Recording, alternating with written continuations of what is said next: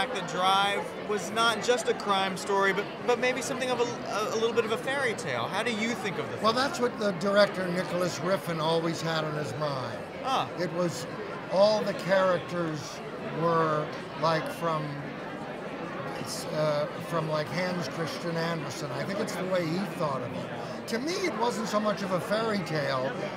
I thought it was, I swear, I don't know, it sounds weird unless you've seen it, but it almost feels like a dream. It feels very dreamlike. It's psychedelic-like. It's like, because when is it really happening? It's supposedly happening in the present, but it feels like it could be happening 20 years ago. And I thought, you know, it was beautifully photographed, and I loved the score, and I loved everything about it.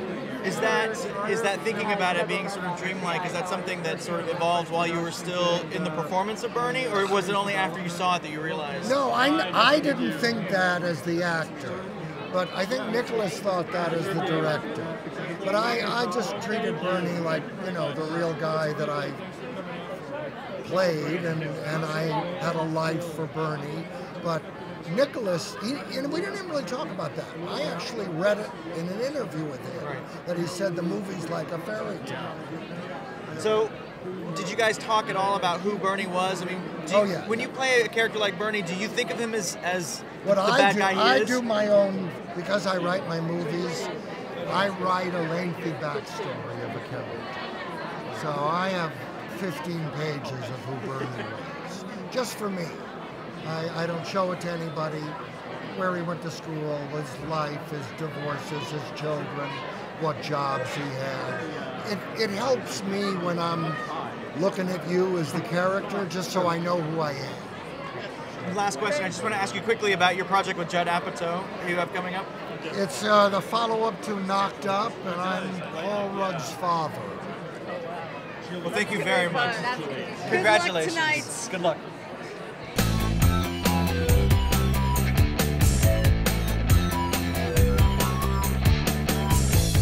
Hi. Congratulations. Thank you very much. Thank you very much. Well, you've had a great year. Yeah. With Albert Nobbs and The Guard. Absolutely. And you've worked now with John and Paul. Yes. So can you tell us John a little... and Martin. Can you tell us a little about how their styles are different or the same?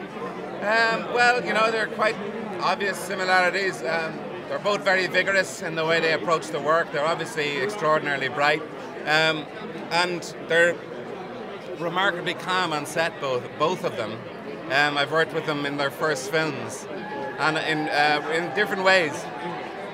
There's a calm about them because they know that the work they're attempting to do is good work. They kind of feel confident about it, and it gives a great release to us. They're not neither of them. They're quite defensive of their work if necessary, but not overprotective, so you can work within the limits of what's there. So, I mean, the differences between them are too numerous to go into. I just put it that it's two different worlds. So how would you describe your character? An individual who takes the world on at his own pace.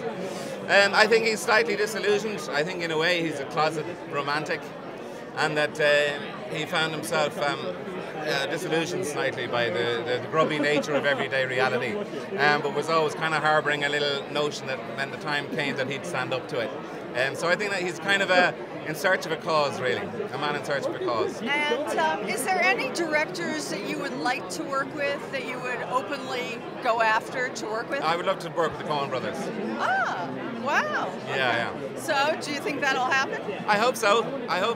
My son just worked with them, which is, you know, kind of halfway there. So what does your son do? My son Donald was in True Grit, and that was, oh my gosh, tremendous. Yeah, no, it was terrific. So we've touched them from afar.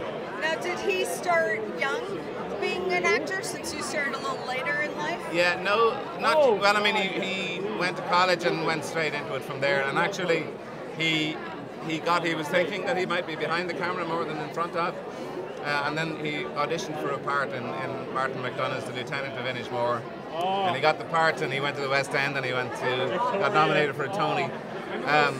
all on his first job. So Wow. that was him stung for life. Well, I think the two of you should work together next. Oh yeah, I hope We so. love it. Thank you. But good luck tonight. You're Thanks very much. wonderful. Thank you for stopping by.